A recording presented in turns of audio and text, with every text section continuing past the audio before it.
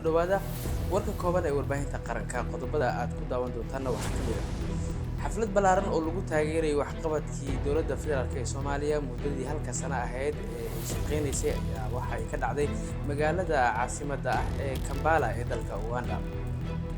ciidamada qalabka sida ee dowladda federaalk Soomaaliya oo kaashanaya saaxiibadooda caalamiga ah ayaa waxa ay howlgal lagu dabajarayo khawaarijta ka fuliyeen degmada Jilib ee gobolka Jubbada Dhexe halkaas oo xarun ay ku lahaayeen khawaarijtu.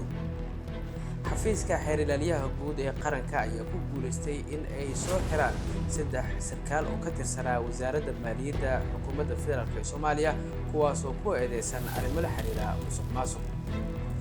wararka ka imaanaya gobolka Hiiraan waxay sheegayaan in mar kale fatahaado uu ka sameeyay webiga Shabeelle degmada Buulaburde ay sababtay in dad fara badan halkaas ay ka barakacaan.